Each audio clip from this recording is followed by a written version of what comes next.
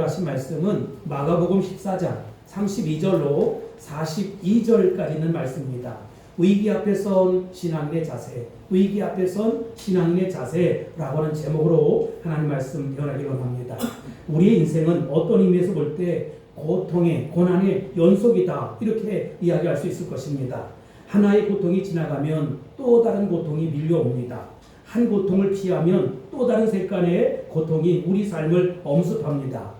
사람들이 경험하는 고통 가운데 매우 일상적이고 보편적인 고통이 있는가 하면 아주 예외적이고 충격적인 고통도 있다는 것입니다. 생각지도 못하게 밀려온 이런 고통이 더 큰 아픔과 고통과 상처를 남길 수도 있지만, 어떤 경우에는 겪어야 할 고통을 미리 알고 있을 때 그 고통과 더불어서 심리적인 긴장과 불안을 더욱 심하게 경험할 수 있는 것입니다. 우리가 겪는 고통은 순전히 육체적인 고통일 수도 있고, 정신적인 아픔을 동반할 수도 있고, 영적인 싸움일 수도 있다는 것입니다. 예수님은 아마도 인생이 겪을 수 있는 최악의 고통을 겪으셨던 것이 아닌가, 이렇게 생각합니다. 왜냐하면 자신이 어떤 고통을 받을지 미리 아시는 것이지요, 그 고통을 몸소 겪으셨기 때문입니다. 십자가의 고통이 무엇인지 이미 아셨고 그 고통을 향해 두벅두벅 다가가셨다는 것입니다. 그것은 육체적으로 최악의 고통이었을 뿐만 아니라 정신적으로도 고통을 동반하고 있었다는 것입니다. 34절 보겠습니다. 시작. 말씀하시되 내 마음이 심히 고민하여 죽게 되었으니 너희는 여기 머물러 깨어 있으라 하시고. 아멘. 예수님은 정신적인 고통을 함께 겪고 계셨다는 것을 여기서 알 수 있어요. 그가 바라보셨던 십자가는 단순히 신체적으로 극한 고통을 겪는 것뿐만 아니라 정신적으로도 엄청난 아픔을 동반했다는 것입니다. 아마도 이 고통의 정체는 지금까지 죄를 모르고 살아오셨던 그분이 죄를 짊어지셨다는 사실일 것이지요. 그것은 마치 그분이 죄인처럼 십자가에 매달렸다고 하는 의미입니다. 또 부끄러운 수치와 모욕을 겪으셨을 뿐만 아니라 우리의 죄를 대신해서 짊어짐으로써 잠시 동안 하나님과 버림받았다라고 하는 것입니다. 한 번도 끊어짐이 없었던 하나님과 예수님의 사랑의 교제, 이 관계가 단절되었다. 그래서 끊어졌던 하나님 아버지에게 버림받는 고통을 그는 몸소 겪을 수밖에 없었다는 것입니다. 게다가 십자가 사건을 앞에 두고 사랑으로 가르쳤고 길러냈던 제자들에게 배신을 당하는 정신적인 고통을 이미 겪으셨습니다. 그렇다면 이 예수님은 이런 고통을 어떻게 극복하셨을까? 어떻게 이기셨을까? 라고 하는 것입니다. 어떤 고통이 다가올지 모르는 시대를 살면서 우리는 고통을 이길 수 있는 위대한 비밀, 시그릿을 배워야 한다는 것입니다. 예수님은 하나님이셨지만 동시에 사람의 몸, 인간의 몸을 입고 이 땅에 오셨기 때문에 인간적으로 이런 고통을 당하셨을 때 그분 역시 위로자가 필요했고 위로를 구하러 찾아다녔다는 것입니다. 그분은 어떻게 고통을 이기는 위로의 비밀을 발견하셨을까요? 고통을 이기는 위로의 비밀 세 가지를 살피면서 은혜 나누기로 합니다. 첫 번째, 고통을 이기는 비밀은 친구들과 함께하는 것입니다. 예수님이 고통 가운데 찾고자 했던 첫 번째 위로는 친구들과 함께하는 것을 통해서 이루어진 것이지요. 본문은 이렇게 시작하고 있습니다. 32절, 33절입니다. 시작. 그들이 겟세마네라 하는 곳에 이름에 예수께서 제자들에게 이르시되 내가 기도할 동안에 너희는 여기 앉아 있으라 하시고 베드로와 야고보와 요한을 데리고 가실새 심히 놀라시며 슬퍼하사. 아멘. 십자가 사건 전날 밤 겟세마네 동산으로 기도하러 가시면서 왜 베드로와 야고보와 요한을 예수님은 굳이 데려가셨을까요? 일반적으로 사람들은 너무나 심각한 고통을 받게 될 때 그 고통을 아무에게도 보이기 싶어 하지 않는다는 것입니다. 그 고통을 그저 숨기고 싶은 것이지요. 특별히 동양권에서는 수치 문화가 있어서 이 고통이나 어려움을 당할 때 아무에게도 나의 모습 보이고 싶지 않은 것입니다. 그런데 예수님께서는 베드로와 야고보, 요한 세 제자를 데리고 겟세마네 동산에 올라가셨습니다. 왜 그러셨을까요? 극한 상황을 당할 때 그 고통스러운 상황을 극복한 하나의 모범, 롤모델을 제자들에게 보여주시고자 하는 의도가 있다라고 하는 생각이 듭니다. 근데 나는 그러한 면뿐만 아니라 다른 각도에서 본문을 접근하고 싶습니다. 예수님도 인성을 지니셨기 때문에 우리가 동일한 사람의 몸을 입고 이 땅에 오셨기 때문에 그날 밤 특히 외롭고 아팠을 것입니다. 내일이면 당하셔야 할 십자가의 엄청난 고통을 앞에 두고 외로움과 아픔이 있는 그날 밤에 함께 지낼 친구들이 필요로 했던 것이지요. 고통을 만날 때 우리는 친구를 찾게 됩니다. 고통의 시간, 내 곁에 친구들이 머무를 수 있을 땅이 있다면 그것은 우정의 시금석이 된다는 것입니다. 이 영국 속담에 순경은 친구를 만들지만 역경은 우정을 시험한다, 이런 말이 있어요. 유명한 로마의 철학자 키케로라고 하는 사람도 고난을 만날 때 우리는 진정한 친구를 알아본다는 것입니다. 그리고 유명한 화학자였던 키리 부인 역시 역경에 처했을 때 비로소 우리는 참된 친구의 수를 헤아려 볼 수 있다는 것입니다. 평소에 친구가 많다고 해도 고통을 당하고 어려움을 당하고 역경을 만날 때 우리는 진실한 우정을 확인하고 헤아려 볼 수 있다는 것입니다. 잠언서 17장 17절에는 이렇게 이야기하고 있습니다. 시작. 친구는 사랑이 끊어지지 아니하고 형제는 의급한 때를 위하여 낳느니라. 아멘. 친구는 사랑이 끊어지지 않는다는 거예요. 그런데 아웅다웅 서로 그냥 반목하던 형제는 의급한 일을 당하면 서로를 위로하고 보듬는다는 것입니다. 역경을 당하고 고통을 만날 때 우리는 친구를 알아볼 수 있고 진정한 형제가 누군가라고 하는 것을 알 수 있다는 것입니다. 2차 세계대전 당시 감동적인 일화를 읽은 적이 있습니다. 미국에서 같은 마을에 살았고 같은 학교에 다니면서 참으로 친했던 친구들이 함께 징집이 되었습니다. 군대 간 것이지요. 그들은 함께 훈련을 받아서 같은 일선의 부대에 배치가 되었고 이제 같이 싸우게 되었습니다. 그런데 작전 도중 차무 속에 있다가 한 친구가 잠시 밖에 나간 사이에 적의 폭탄이 그 진지에 떨어지기 시작했습니다. 둘 중에 하나가 고립이 되었던 것이지요. 이제 남은 한 명은 고립된 친구를 바라보면서 어떻게 저 친구를 끌어올 수 있을까? 어떻게 저 친구를 살려낼 수 있을까? 구출하고 싶었지만 계속해서 폭탄이 날아오는 거예요.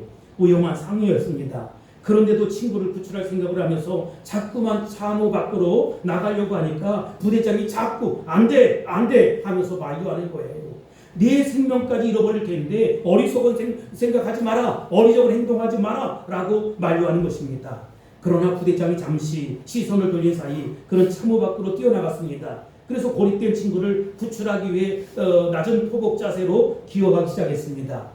전 부대원들이 그 모습을 멀리서 이제 숨죽이며 보고 있는 것이지요. 잠시 후에 고립된 친구 곁에 접근한 그는 자기 친구를 둘러엎고 다시 낮은 포복으로 참호로 기어왔습니다. 그 과정 속에 그도 포탄 파편을 맞아서 상처를 입고 피를 흘리고 있었지만 기어이 깊이 있고 그 친구를 데리고 왔다는 것이지요. 참호에 도착했을 때 불행히도 고립되어서 어려움을 당하던 친구는 이미 숨이 끊어진 상태였습니다. 부대장은 소리칩니다. 그것 봐, 그것 보게. 자네도 할 일이 도대체 이게 무슨 이 꼴이란 말인가. 자네 친구는 이미 죽었고 자네도 죽을 수밖에 없지 않았는가. 이렇게 큰 부상을 당하다니 이런 만용이 어디 있단 말인가. 이런 만용이 도대체 무슨 의미가 있단 말인가. 그러나 소리치는 부대장을 향해서 그는 이렇게 이야기했습니다. 부대장님, 내가 그 친구를 찾았을 때 그가 뭐라고 말했는지 아십니까? 진, 나는 내가 올 줄 알았다. 진, 나는 내가 올 줄 알았다 라고 말했습니다. 나는 내가 올 줄 알고 있었다. 이것이 바로 우정입니다. 친구는 함께 있는 것입니다. 고독하고 고통스러운 순간에, 괴롭고 답답한 순간에 함께 할 수 있는 것이 진정한 우정이라는 것입니다. 함께 할 수 없다면 그것은 우정도 아니고 친구도 아니라는 것입니다. 예수님은 제자들에게 우정과 친구됨을 기대했지만 제자들은 이 우정을 보이는데 실패했습니다. 예수님은 그 외롭고 고통스러운 밤을 사랑하는 제자들과 친구가 되어서 함께 보내기를 소원했지만 제자들은 어떻게 보내고 있었습니까? 37절입니다. 37절 시작. 돌아오사 제자들이 자는 것을 보시고 베드로에게 말씀하실 때 시몬아 자느냐 내가 한 시간도 깨어 있을 수 없거냐. 아멘. 그들은 자고하고 있었습니다. 친구가 무엇입니까? 친구를 한자로 지기라고 합니다. 나를 알아주는 사람이 친구라는 것이지요. 내 마음을 알고 내 고통을 알고 내 좌절을 알고 내 상처를 하고 내 눈물을 이해하는 것이 친구라는 것입니다. 십자가를 앞에 둔 밤 예수님의 마음이 얼마나 고통스럽고 슬펐겠습니까?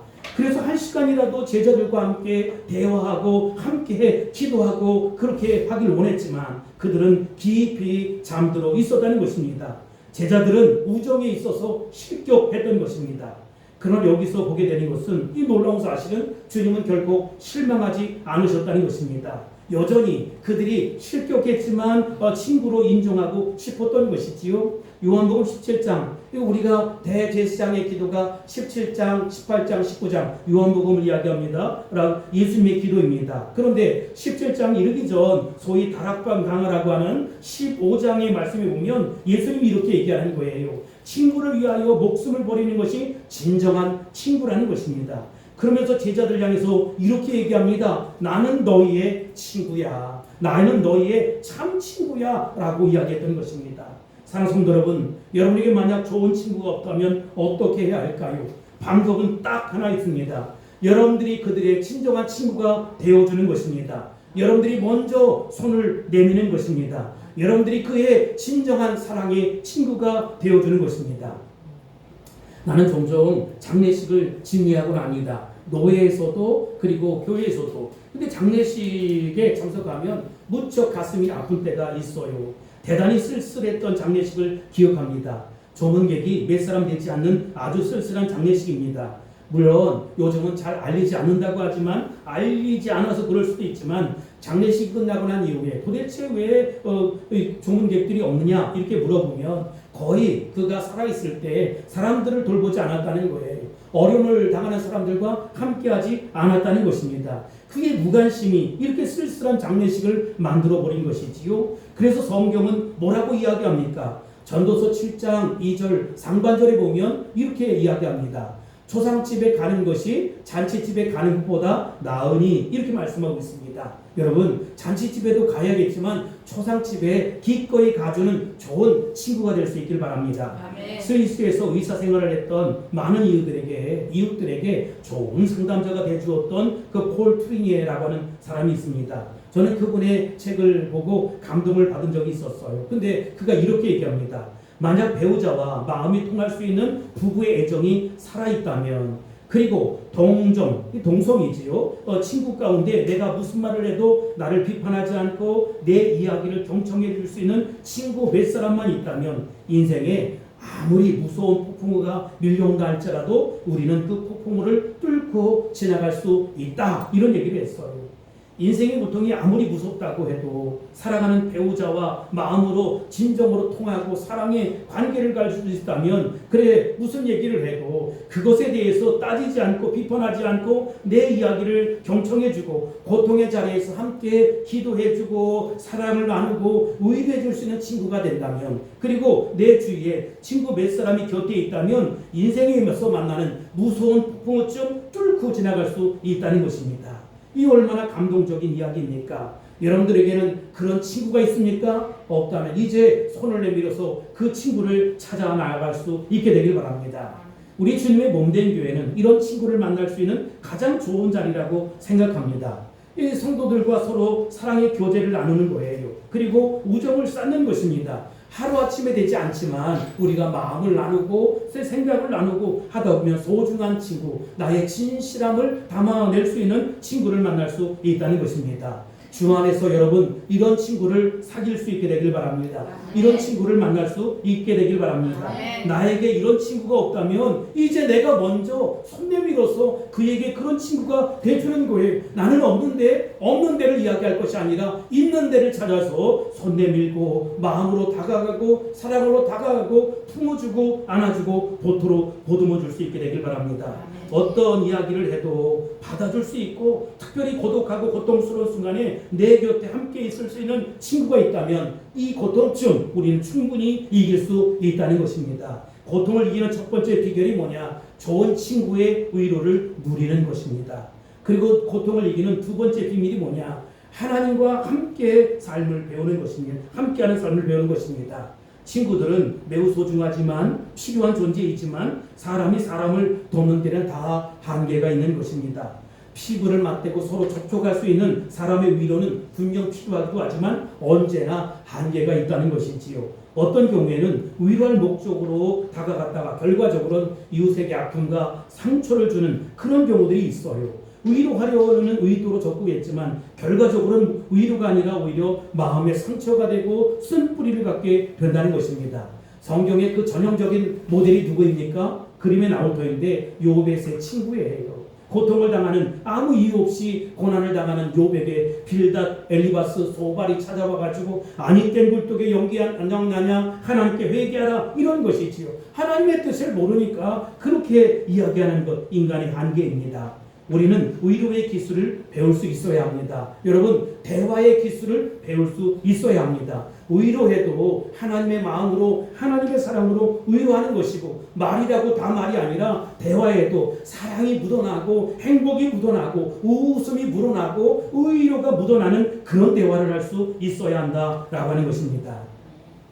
친구 역시 위로가 되지 못할 때는 어떻게 해야 할까요? 아내도 남편도 나의 위로가 되지 못하는 상황이 있을 수 있어요. 친구도 배우자도 함께 가주지 못하는 것이 있다는 것입니다. 그 여러분 그런 것이 어디 있습니까? 인생에 있어서 마지막 죽음의 다리입니다. 천국 아니면 지옥이라는 것이지요. 마지막 죽음의 길, 부부가 함께 가고 싶지만 함께 할 수 없는 경우도 있고 물론 있을 수 있는 경우도 있겠지요. 그러나 각자 죽어야 하는 그 현실 속에 이 고독의 길을 누구와 함께 걸어가야 하냐라고 하는 것입니다. 저는 여러분에게 생명 되신 주님, 구원이신 주님을 소개하고 싶습니다. 주님 나의 구원자가 되어주십시오. 나와 함께 저 천국을 소망하며 그 내 손 붙잡고 가주세요 라고 고백하는 저와 여러분이 될 수 있길 바랍니다. 아멘. 예수님은 제자들이 위로를 기대하고 마지막 고독한 순간에 그들을 동반했지만 제자들은 한 번, 두 번, 세 번 자꾸 잠들어 있는 거예요. 이때 예수님이 어떻게 하십니까? 35절에 보면 조금 나가서 땅에 엎드려 이렇게 말씀하고 있습니다. 그 제자들에게 조금 나아가서 땅에 엎드렸어요. 그런데 누가복음 22장 41절에 보면 그 거리가 얼마나 되느냐. 그들을 떠나 돌 덜진 만큼 가서 무릎을 꿇고 기도하셨다라고 기록되어 있습니다. 제자들이 위로가 되지 못하는 상황에서 이제 주님은 어떻게 했습니까? 실망했습니까? 낙감했습니까? 가슴앓이 했습니까? 눈물 흘리고 소리쳤습니까? 아니에요 여러분. 엎드려 기도했다는 것입니다. 어떻게 기도했습니까? 여기 36절의 첫 마디가 뭐냐? 아빠, 아버지요 라고 시작됩니다. 여기 아빠라고 하는 말은 우리 아빠 이런 뜻입니다. 어린아이들이 아버지에게 우리 아빠야 내 아빠야 라고 이야기하는 것처럼 그 아버지를 부르는 호칭입니다.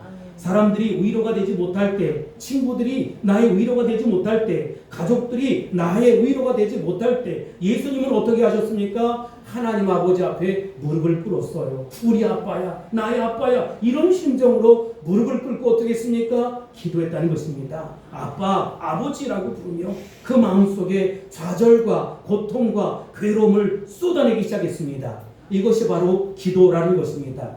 기독교의 철학자였던 키에르케고르는 기도는 하나님 앞에 홀로 서는 단독자의 체험이다 이런 얘기를 했어요. 리전드 칼리지 학장이었던 제임스 슈스턴이라는 사람은 기도는 하나님과의 우정이다 이런 말도 했습니다. 사랑과의 우정에서 진정한 힘을 얻지 못할 때 우리는 누구를 의지해야 되느냐? 낙담하지 말고 실망하지 말고 하나님 아버지를 의지해야 한다는 것입니다. 그리고 나를 아시고 나를 이해하시고 나의 모든 사정도 용납하시는 내 마음속에 친절한 위로가 될 수 있는 그분을 향해서 아빠라고 소리칠 수 있게 되길 바랍니다. 아멘. 아름다운 우정의 관계를 유지하는 부자 부녀 사이는 자녀들이 이 아버지가 늙어도 뭐라고 부르냐? 아버지라고 부르지 않아요.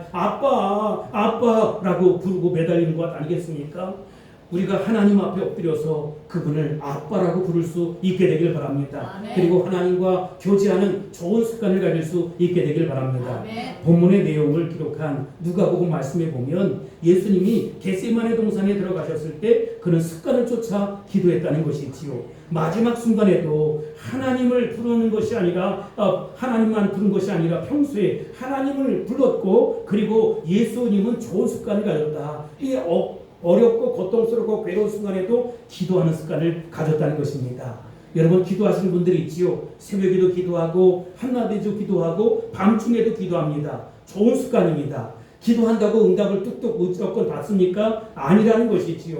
허락할 때도 있고 거절할 때도 있고 왜 기다리라고 할 때도 있어요. 그러나 여러분 우리가 좋은 습관을 가지고 끝까지 하나님의 뜻이 어디 있는지 모르니까 끝까지 믿음을 가지고 기도할 수 있게 되길 바랍니다. 우리 성도들에게 제가 이렇게 5가지 오기가 있다 이렇게 말씀을 드렸어요. 첫 번째 기억하라, 두 번째 기뻐하라, 세 번째 기도하라, 그리고 네 번째 기대하라, 그리고 5번째 기다리라는 것입니다.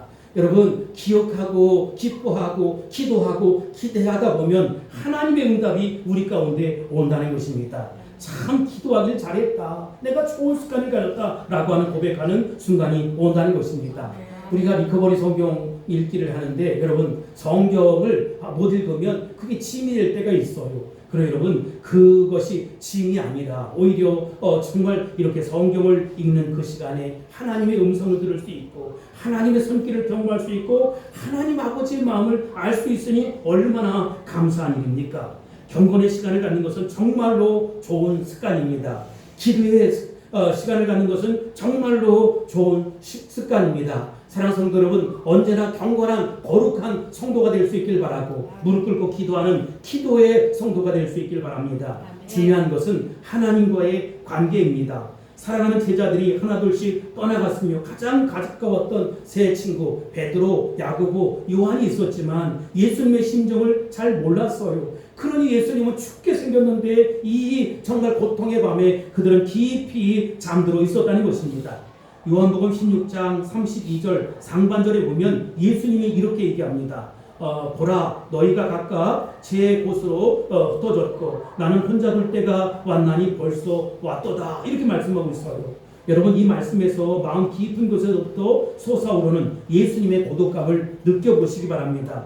그런데 예수님은 거기에서 그치지 않으셨어요. 뒤에 나오는 말씀이 뭡니까? 그러나 내가 혼자 있는 것이 아니라 아버지께서 누구와 나와 함께 계시느니라. 할렐루야. 사람이 나에게 위로와 격려가 되지 못할 때 곁에 아무도 없이 나는 혼자야, 나는 정말로 내 곁엔 아무도 없어 라고 혼자 느낄 때 나를 둘러싸고 있는 그 하나님의 따뜻한 임재가 있다는 사실 아십니까? 내 부모는 나를 버렸지만 나는 너를 버리지 아니하노라 라는 말씀이 있어요. 여러분 자식을 버리는 부모는 없습니다. 어쩔 수 없어 헤어질지라도 그 마음이 얼마나 고통스럽고 괴롭겠어요. 그러나 내 부모는 나를 버렸지만 나는 너를 버리지 않겠다고 누가 말씀하셨느냐? 우리 주님이 말씀하셨다는 것입니다. 하나님이 함께 하신다면 극복하지 못할 고통, 어려움, 괴로움은 없다는 것입니다. 그러니 친구와 늘 함께 할 수 있게 되길 바라고 두 번째 하나님과 함께하는 삶을 배울 수 있게 되길 바랍니다. 아멘이신가요? 아멘. 고통을 이기는 마지막 세 번째는 하나님의 뜻을 확인하고 확신하는 것입니다. 우리가 고통을 만날 때 가장 고통스러운 것은 그 고통 자체보다 내가 이 고통을 왜 겪어야 하는가, 이 고통에는 도대체 무슨 의미가 있는가 라고 하는 생각입니다. 만약 내가 이 고통 속에 어떤 의미가 있다는 것을 안다면 우리는 고통을 견딜 수 있는 힘을 가질 수 있을 것입니다. 그런데 내가 왜 이런 고통을 겪는지 이해를 못하는 거예요. 그러면 내가 무의미하다고 느껴질 때는 그때부터 더 힘들어지고 더 좌절하고 더 괴로운 것입니다. 그래서 사람들은 고통 속에 그 의미를 깨달으려고 애를 쓰는 것이지요. 그리스도인들은 특별히 고통 속에 나를 향한 하나님의 계획이 뭘까, 하나님의 뜻이 뭘까, 그것을 찾는다는 것입니다. 예수님도 그렇게 하셨어요. 36절 보겠습니다. 시작. 이르시되 아버지께서는 모든 것이 가능하오니 이 잔을 내게서 옮기시옵소서. 그러나 나의 원대로 마옵시옵고 아버지의 원대로 하옵소서 하시고. 아멘. 여러분 이 마가복음에는 아버지 원대로 하옵소서라고 되어 있는데 마태복음 26장 39절에 보면 내 뜻대로 마옵시고 아버지 뜻대로 하옵소서라고 되어 있습니다.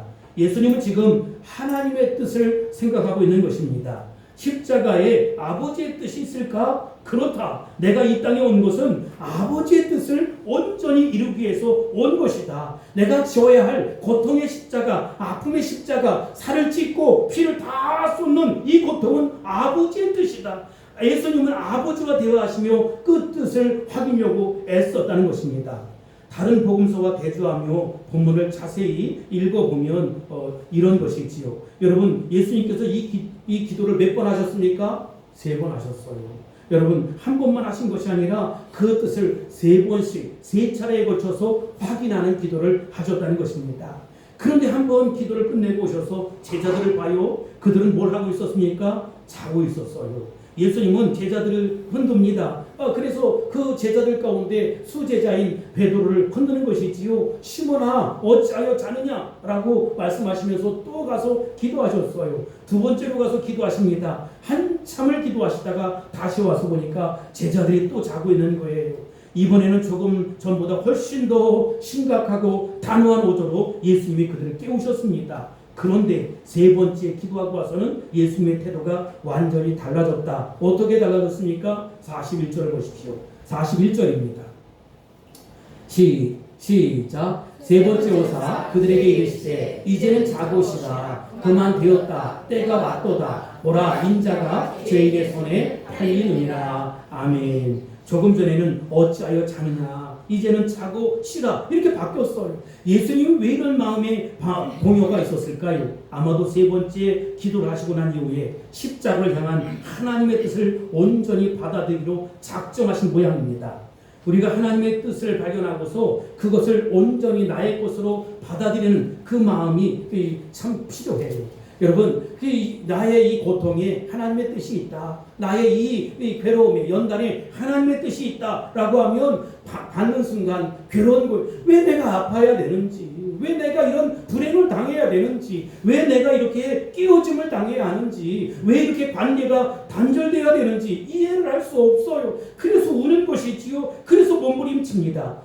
그런데 그런 뜻이 있겠구나 라고 하는 것을 깨닫게 되면 어떻게 됩니까? 마음이 평안해집니다. 시원해집니다. 그것을 받아들이기까지가 힘든 것이지 일단 받아들이면 나의 마음은 평안하고 시원하다는 것입니다. 예수님의 마음이 이랬다는 거예요.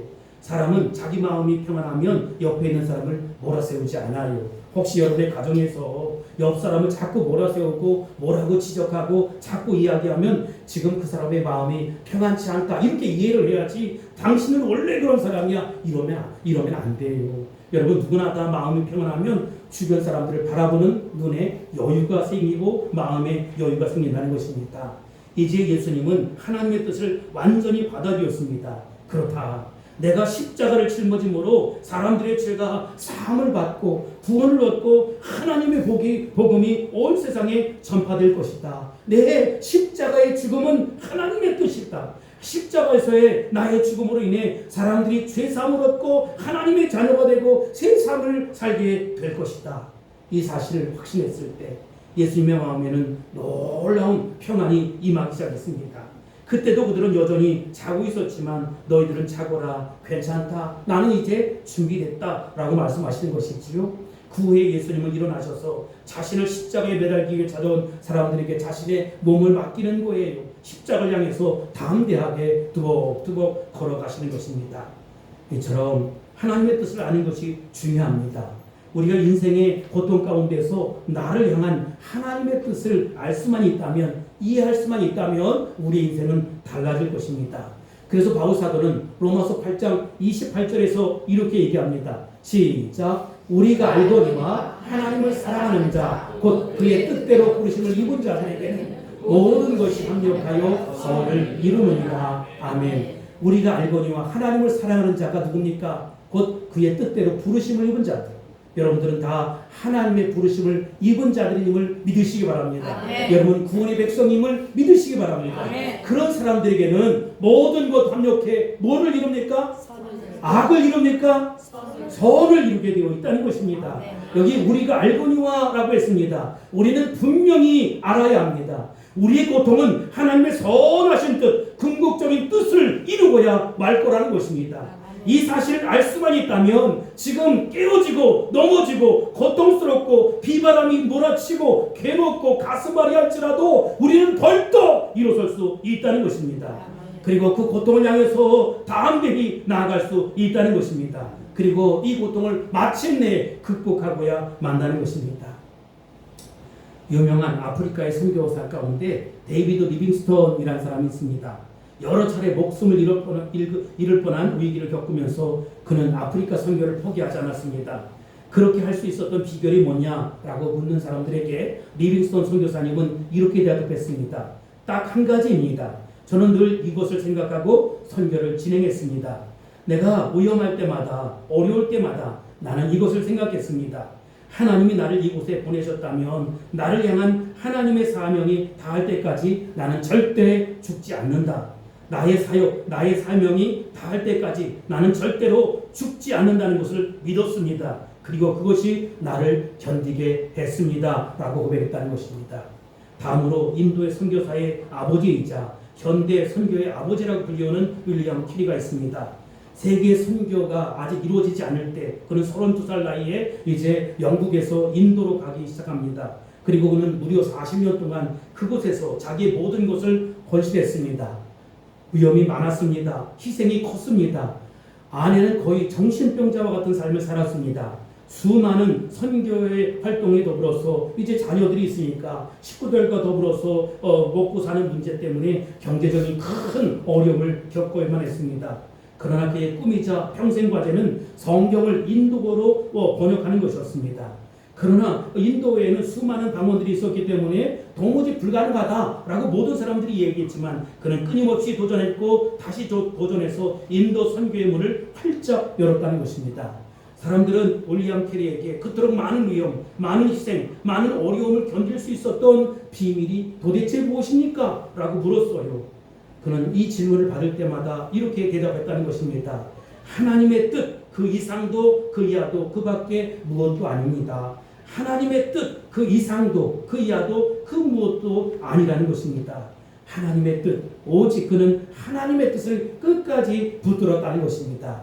그리고 주님의 뜻이 나에게 있다면 나는 여기서 살아도 어떠한 형편, 어떤 사정, 어떤 괴로움 속에 살아갈지라도 하나님은 합력해 반드시 소원을 이룰 것이다. 그래서 내가 나를 부르신 것은 하나님이시고 나로 하여금 이 땅에서 상급 싸우라고, 나로 하여금 십자가의 사명 감당하라고, 나로 하여금 이 분명한 사명 감당하라고 허락하셨다는 것을 확신하는 이 아침 될 수 있게 되길 바랍니다. 아멘. 하나님은 여러분을 사용하십니다. 사랑하십니다. 여러분들 고통에 밀어놓으신 것이 아니라 여러분을 향한 하나님의 뜻이 있고 하나님의 계획이 있다는 것입니다.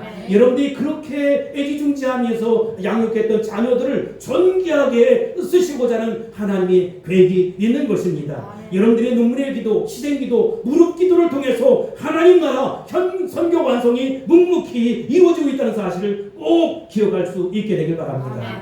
내가 지금 고통을 당한다 해도 나의 삶에 대한 하나님의 뜻이 분명하다면 참아내고 견뎌낼 수 있는 것입니다. 그리고 반드시 승리할 것입니다. 폭풍물을 뚫고 나갈 것입니다. 그리고 담대하게 일어설 것입니다. 십자가를 받아들이기로 결심한 예수님께서 그 놀라운 그 여유와 평안 속에 힘차게 일어나서 실망을 주었던 제자들을 오히려 축복하고 십자가를 향해서 당당하게 나가셨던 것처럼 우리도 고통을 향해서 나갈 수 있게 되길 바랍니다. 아프지요, 괴롭지요, 슬프지요, 답답하지요. 그러나 여러분 반드시 극복할 수 있으며 견뎌낼 수 있을 것입니다. 우리에게는 놀라운 하나님의 계획이 있습니다. 나를 향한 하나님의 뜻이 있습니다. 여러분, 내가 그렇게 준비했는데 하나님 왜 나를 쓰시지 않으셨을까? 나의 희생 기도를 받으신 거예요. 나의 그 헌신을 받으신 거예요. 그래서 그 기도를 먹고 그 힘을 받고 누군가가 하나님 앞에 존귀하게 쓰임받을 수만 있다면 나는 그 자리에서 묵묵히 하나님 나라 선교 완성을 이뤄가는 것입니다. 위기 앞에 선 우리 신앙인들의 고통을 이길 수 있는 놀라운 비밀이 뭐냐? 그 비밀 첫째는 친구들과 함께하는 것입니다. 없다면 여러분들이 먼저 손 내밀어 친구가 되어주시기 바랍니다. 두 번째로 하나님과 함께하는 삶을 배우는 것입니다. 아무도 없을 때 하나님은 언제나 끝까지 내 손 꼭 잡아 주신다는 것입니다. 그리고 세 번째, 하나님의 뜻을 확인하셨다면 이제 확신하며 나아갈 수 있게 되길 바랍니다. 여러분들이 가슴 아리하면서 고통스러워하면서 괴로워하면서 그 가운데도 신앙생활하는 그 모습을 바라보며 우리 주님이 얼마나 기뻐하시고 좋아하실까요? 사랑하는 아들아, 사랑하는 딸아, 내가 그 아픔 현장에서도 그 고통 현장에서도 이기는구나. 나는 정말로 감사하다. 나는 정말로 행복하다. 나는 네가 있어 정말로 감사하다고 말씀하시지 않을까요? 여러분, 이제 우리가 눈을 들어 하늘을 바라볼 수 있게 되길 바라고 우리의 시야를 열어서 정말 하나님 나라 선교 완성을 이뤄가는 저와 여러분이 다 될 수 있기를 주 이름으로 축복합니다. 아멘. 할렐루야. 아멘. 기도하겠습니다. 모신 아버지 하나님, 오늘도 감사합니다. 또 감사합니다. 모든 것이 하나님의 은혜입니다. 위기 앞에 섰을 때 낭망하고 쓰러지는 것이 아니라 세상 사람들처럼 막말하고 넓어지는 것이 아니라 늘 주님과 함께하는 승리하는 멋진 삶 될 수 있도록 축복하옵소서. 자임하신 예수님의 이름 간절히 기도합나이다. 아멘.